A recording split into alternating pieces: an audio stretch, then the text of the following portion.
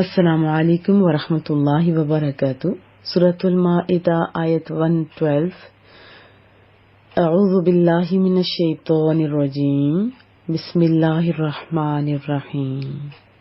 اذ قال، جب کہا، جب عرض کیا، حواریون، حواری کی جمع، حواریوں نے عرض کیا، یا عیسی ابن مریم، اے مریم کے بیٹے، اے عیسیٰ بن مریم، حل کیا، یستطیع وہ طاقت رکھتا ہے، یعنی وہ کر سکے گا۔ یہ باب استفعال سے ہے، استطاع، یعنی وہ کر سکے گا۔ مراد کیا ہے؟ اللہ تعالی، ربوں کا، آپ کا رب، کیا ان ینزلہ کہ وہ اتارے، علینا ہم سب پر، کیا چیز، مائدہ پکا پکایا کھانا، کھانے کی چیزیں، یعنی من السماء آسمان سے۔ اذ قال الحواریون یا عیسی ابن مریم هل یستطیع ربک ان ینزل علینا مائدۃ من السماء، جب حواریوں نے عرض کیا، اے عیسیٰ بن مریم، کیا آپ کا رب ایسا کرے گا کہ ہم پر آسمان سے ایک خوان، ایک مائدہ اتارے؟ قال، حضرت عیسیٰ علیہ السلام نے فرمایا، اتقوا اللہ، اللہ سے ڈرو، ان کنتم مؤمنین، اگر تم ایمان والے ہو۔ قال اتقوا اللہ ان کنتم مؤمنین، تو اس پر حضرت عیسیٰ علیہ السلام نے فرمایا، اللہ تعالی سے ڈرو اگر ایمان رکھتے ہو، یعنی اگر تم مومن ہو تو رب کریم سے ڈرو۔ پورا ایک دفعہ پھر پڑھ لیتے ہیں۔ جب حواریوں نے عرض کیا کہ عیسیٰ بن مریم، کیا آپ کا رب ایسا کرے گا کہ ہم پر آسمان سے خوان اتارے؟ تو ان کی اس تجویز پر حضرت عیسیٰ علیہ السلام نے فرمایا کہ اللہ سے ڈرو اگر تم ایمان والے ہو۔ قالو، ان حواریوں نے کہا، عرض کیا، نریدو، ارادہ یریدو، ارادہ اردو کا لفظ ہے نا، کہ ہم چاہتے ہیں، ہماری خواہش ہے، ان اکلا، کہ ہم کھائیں، منہا، اس میں سے، یعنی جو آسمان سے خوان اترے، کھانے کی چیزیں اترے، اس میں سے ہم کھائیں، وتطمئن، اور تسلی پائیں، اطمینان حاصل کریں، قلوبنا، کیا چیز اطمینان حاصل کرے؟ ہمارے دل میں اطمینان ہو تو سب کچھ اچھا لگتا ہے نا۔ وَنَعْلَمَ، اور ہم جان لیں، قد صدقتنا، اس میں تا زبر تا، اس کا معنی ہے یو، تم، نون الف زبر نا، ہم، جمع کی ضمیر ہے، وی، ہم، صدقتنا، تو نے یا آپ نے ہم سے سچ کہا تھا، وَنَكُونَ، اور ہم ہوں، علیہا، اس پر، یعنی اس خوان اترنے پر، ہا کی ضمیر راجع ہو رہی ہے مائدہ کی طرف، من الشاہدین، گواہوں میں سے۔ قالوا نريد ان نأكل منها، حواریوں نے عرض کیا، ہم تو بس یہ چاہتے ہیں کہ ہم کھائیں اس میں سے، وتطمئن قلوبنا، اور ہمارے دل مطمئن ہو جائیں، ونعلم ان قد صدقتنا، اور ہم جان لیں کہ آپ نے ہم سے سچ کہا تھا، وَنَكُونَ عَلَيْهَا مِنَ الشَّاهِدِينَ، اور ہم اس پر گواہی دینے والوں سے ہو جائیں۔ قال، عرض کیا، کس نے؟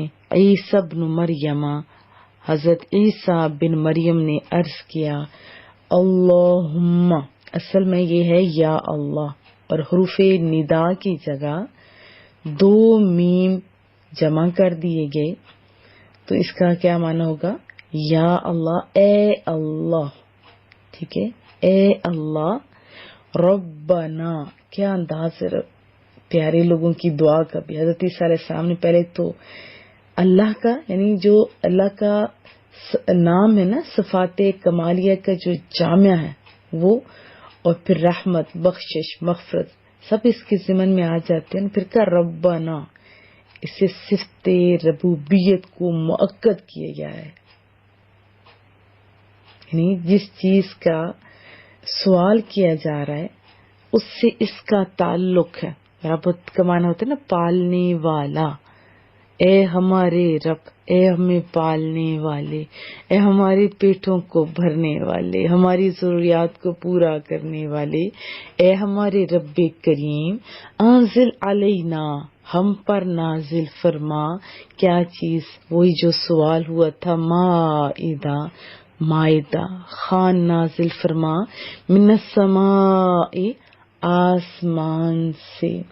قال عیسی ابن مریم اللہم ربنا انزل علینا مائدۃ من السماء. اللہ اکبر. عرض کی حضرت عیسیٰ بن مریم نے، اے ہمارے رب کریم، اے ہم سب کے پالنے والے، ہم پر آسمان سے خوان اتار، یہ مائدہ اتار. تکون لنا، تاکہ وہ ہو جائے ہمارے لیے عیدن، عید، لأولنا، اگلوں کے واسطے. یعنی ہمارے اس سے قبل جو یعنی مائدہ کے نازل ہونے سے پہلے ایمان لا چکے اور پھر جو بعد میں ایمان لا چکے، ان دونوں کا تذکرہ ہے. وآخرنا، اور ہمارے پچھلوں پر، وآیا، اور نشانی، من کا، تیری طرف سے. اب دعا کر رہے ہیں حضرت عیسیٰ علیہ السلام کہ مائدہ اتار، تکون لنا عیدا لأولنا وآخرنا وآیۃ منک، تاکہ ہم سب کے لیے خوشی کا دن بن جائے، یعنی ہمارے اگلوں کے لیے بھی اور پچھلوں کے لیے بھی، اور ہو جائے ایک نشانی تیری طرف سے. یعنی یہ تیری طرف سے نشانی ہو جائے. ورزقنا، اور رزق ہمیں دے. وانت، کیا انداز ہے دعا کا، وانت، اے میرے سونے رب، اے میرے رب کریم، تو ہی خیر الرازقین، سب سے بہتر رزق دینے والا ہے. ورزقنا وانت خیر الرازقین، اور اے ہمارے رب کریم ہمیں رزق دے اور تو سب سے بہتر رزق دینے والا ہے. قال، تو رب کریم نے پھر فرمایا، اللہ نے کہا، قال اللہ، اللہ نے کہا، انی، بے شک میں، منزلہا، اس کو یعنی مائدہ کو نازل کرنے والا ہوں، علیکم، تم پر. قال اللہ انی منزلہا علیکم، تو رب کریم نے فرمایا کہ بلا شبہ میں اس سے یعنی مائدہ کو تم پر اتارنے والا ہوں. پس من، جو کوئی، یکفر، کفر کرے گا، یعنی ان میں سے جو کوئی انکار پھر کرے گا مائدہ اتارنے کے بعد، یعنی بعد، اس کے بعد، منکم، تم میں سے، فإنی، تو بے شک میں، اعذبہ، میں اسے عذاب دوں گا، میں اسے سزا دوں گا. کس کو؟ جو انکار کرے گا.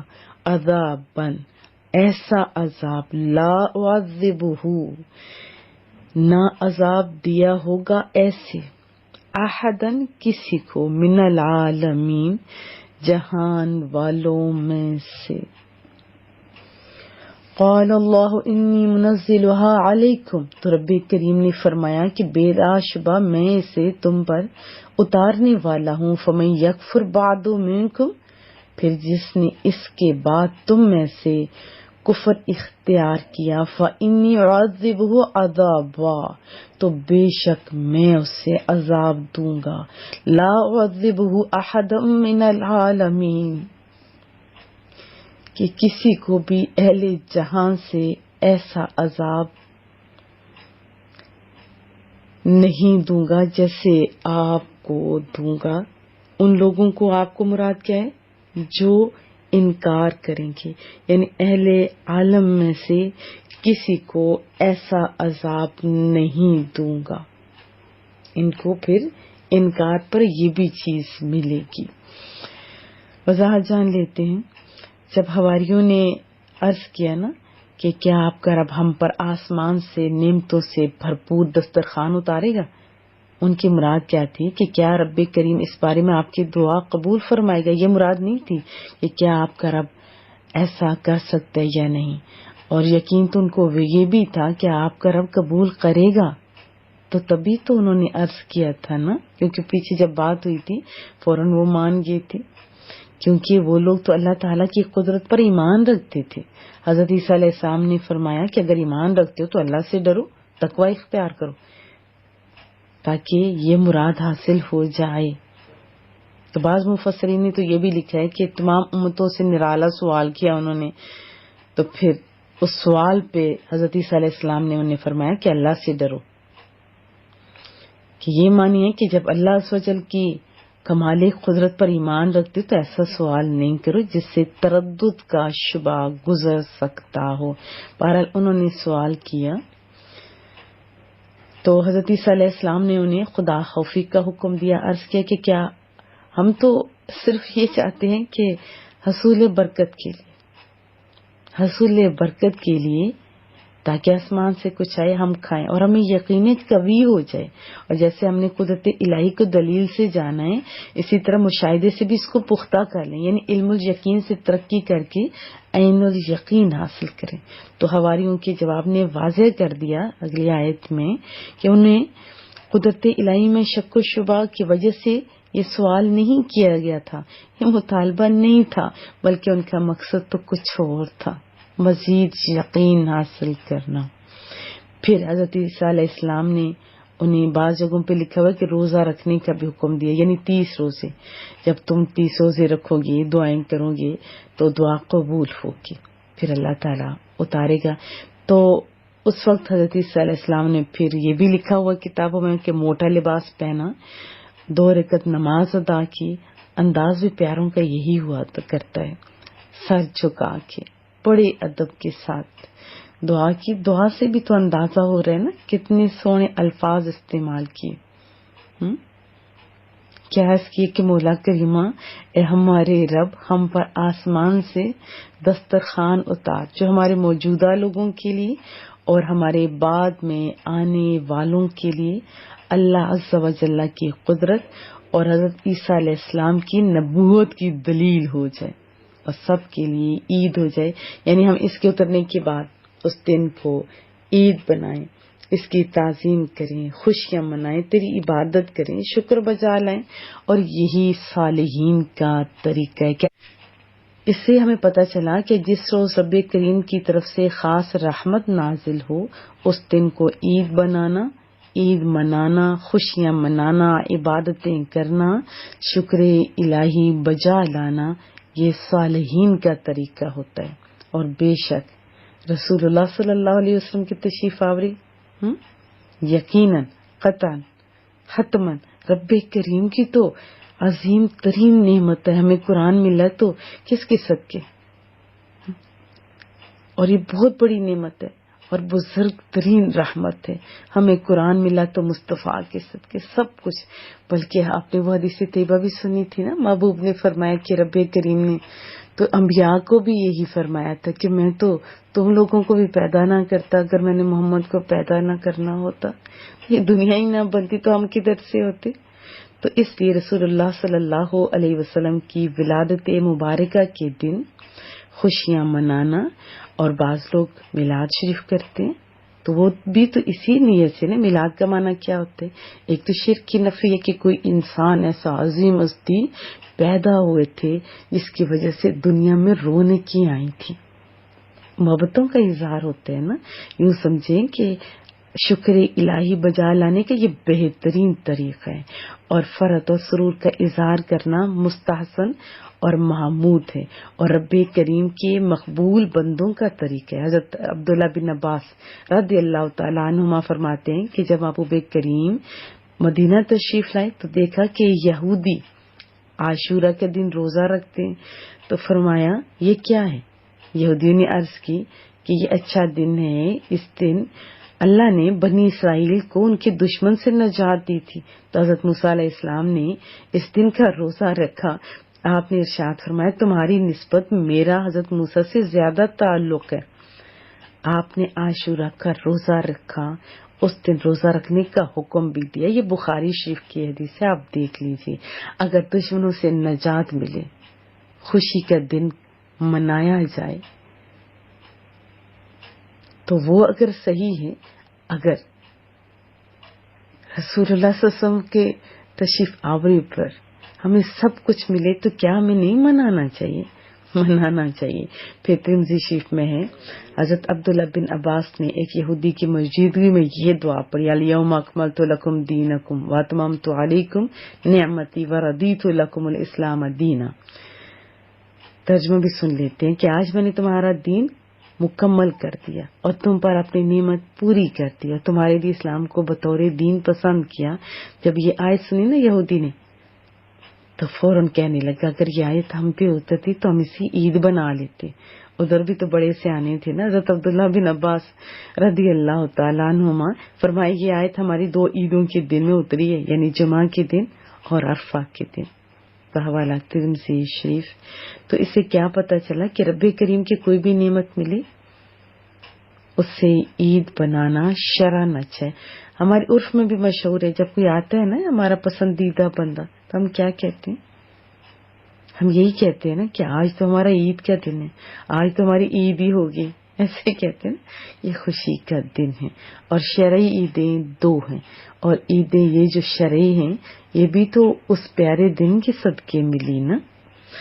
تو بہر طور پر جب یہ دعا کی گئی تو پھر رب کریم نے بھی فرمایا کہ میں دسترخوان اتاروں گا، لیکن اس کے نازل ہونے کے بعد اگر کوئی انکار کرے گا پھر عذاب بھی اسے سخت ملے گا.